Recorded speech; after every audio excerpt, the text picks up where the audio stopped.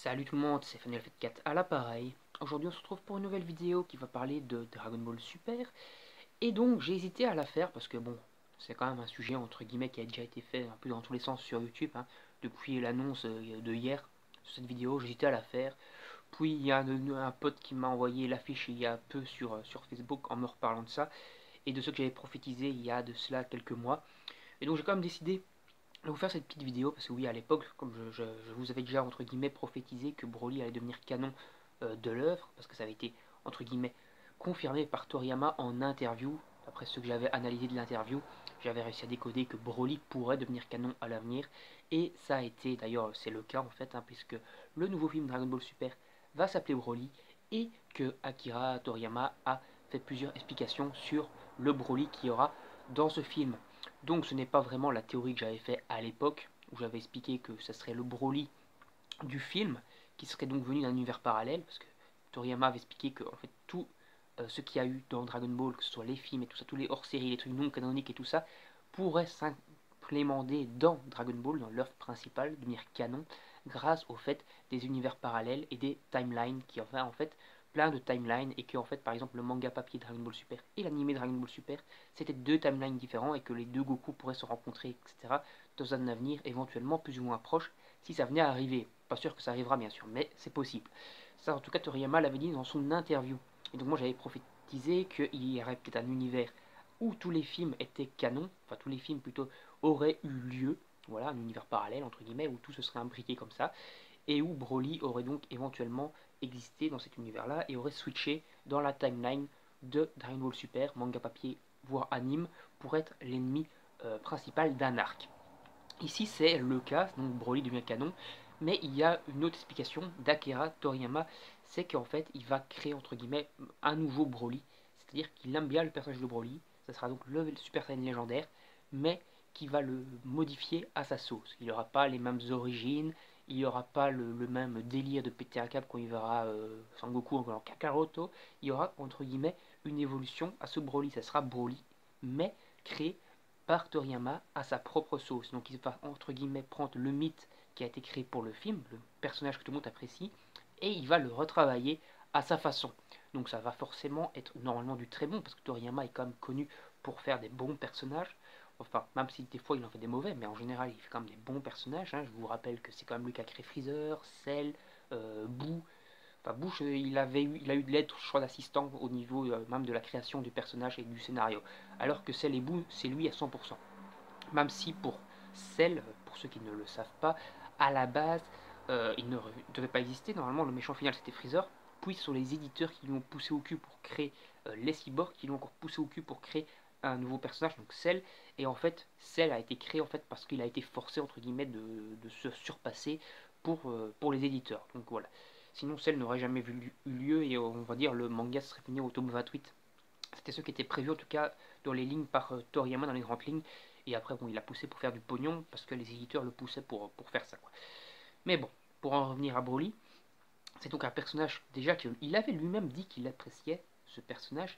Mais ici, il a été revoir tous les films et il s'est dit ouais, j'aime bien Broly, il est cool, mais je peux pas le faire venir tel quel. Ce n'est pas possible de l'intégrer dans l'œuvre en disant que c'est le mec, par exemple, que Sangoku, Vegeta et compagnie l'ont déjà rencontré. Tu peux pas le dire parce que ça serait complètement illogique. Ce n'est pas normal qu'ils aient affronté ce bonhomme Broly en plein milieu du Cell Game. Voilà, donc c'est pas logique. Ce n'est non plus pas logique du coup qu'ils aient pas fait la réflexion devant Brolette, devant Kale, quoi, en se disant alors c'est pas Broly. Donc tout ça, il n'y avait rien de logique là-dedans. Et donc, plutôt que de se prendre, enfin de que dire que le film est officiellement canon et qu'il a eu lieu, entre guillemets, dans l'œuvre, non, il va en fait se réinventer les origines de Broly, et ça sera entre guillemets la première fois qu'il apparaîtra dans Dragon Ball. Du moins dans cet univers-là. Comme je vous le dis, peut-être que dans les autres univers ça a eu lieu. Ça on n'en sait rien et on s'en fout, entre guillemets. Même si ça pourrait être cool éventuellement de voir un Broly d'un autre univers se ramener, etc. Bon, ça c'est un peu le délire Dragon Ball Heroes, ça serait pas vraiment Dragon Ball Super.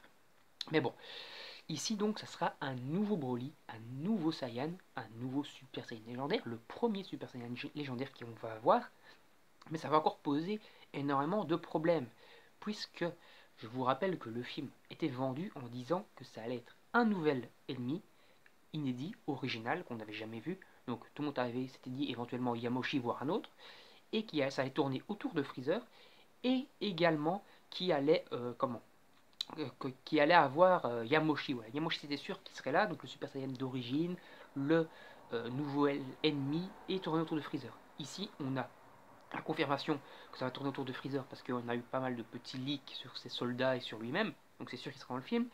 Mais Yamoshi, à mon avis, on l'a dans on le verra pas, et ça va tourner autour de Broly. Et donc Broly sera l'adversaire, mais Broly, nouvel ennemi, ok, dans Dragon Ball Super, dans Dragon Ball, dans le manga canon, ok, ça sera inédit pour ça. Pour Sangoku, pour Vegeta, ils l'auront jamais vu dans cette offre-là en tout cas. Mais pour nous, ça sera rien du tout d'inédit. Ça sera un mec qu'on a déjà combattu 3 fois dans des films. Donc voilà, le film avec Broly, tout simplement, Broly Super Saiyan légendaire, le retour de Broly, bon, Bio Broly, bon, ça on peut à la limite le zapper, mais bon, au moins 2 films, quoi, déjà, avec Broly. Plus tous les délires qu'on vient encore de se bouffer avec Kale, donc qui se ressemble un peu en Super Saiyan légendaire, Super Saiyan Berserker, qu'ils appellent ça. Donc on a déjà bouffé là. Plus tous les délires qu'on s'est déjà bouffé, nous, en tant que fans, dans les fans manga, même le fan manga de Toyotaro, il y a Broly dedans, donc voilà, tu vois, Broly, on l'a bouffé de partout. Donc, si le film, le seul ennemi, c'est Broly, et qu'ils nous ont vendu le film comme étant un Super Saiyan ennemi mythique et tout ça, mais qui était inédit, qu'on n'avait jamais combattu, franchement, c'était du bullshit, c'était un truc pour faire du buzz, alors qu'en fait, on va se bouffer un mec qu'on a déjà combattu 40 fois. Et ça serait quand même du foutage de gueule. Donc, j'espère que ça ne sera pas ça, et qu'on aura donc Freezer, ça c'est sûr, Broly, ça c'est sûr, mais qu'on aura également donc du Yamoshi qui sera peut-être pas forcément l'ennemi principal, mais qu'on aura encore un autre ennemi. Après vous allez me dire, ouais mais ça fait beaucoup. Le film, d'après ce qu'on a vu des petites rumeurs, des petits trucs qui sont sortis, il va durer 2 heures. En 2 heures, il faut que tu cales du Freezer, que tu cales du Yamoshi, du Broly et un nouvel ennemi. Non, je pense que le nouvel ennemi c'est du bullshit. Moi je te dis, je pense, on va se bouffer du Freezer, et l'ennemi, ça sera Broly. Voilà. Il n'y aura pas de chipotage avec du Yamoshi, on va pas voir Yamoshi. Yamoshi, entre guillemets, il a été zappé et il est remplacé par Broly. Voilà, le nom de Yamoshi, c'est Broly, voilà, point barre. Et ça sera l'adversaire donc de la Z-Team pour ce film. Pour éventuellement la suite de Dragon Ball Super, si ça reprend en anime, je pense, c'est même à peu près confirmé que ça reprend en anime. Je pense qu'un film de 2 heures, ils vont te le faire, à mon avis, en 12 épisodes, donc le double, quoi. Parce que 2 heures, c'est 6 épisodes. Donc ils vont essayer de tirer sur 12 épisodes. C'est confirmé de toute façon que Toyotaro va faire l'arc en manga après, donc l'arc du tournoi de pouvoir. Donc à mon avis, une douzaine de chapitres également. Donc allez, on va dire 600 pages pour cet arc. Donc voilà. Voilà pour les bails un peu sur ce film, on va s'arrêter là. N'hésitez pas à vous abonner, à liker, à commenter, à partager et à donner votre avis sur le film et sur la vidéo en elle-même. Salut, salut, à la prochaine!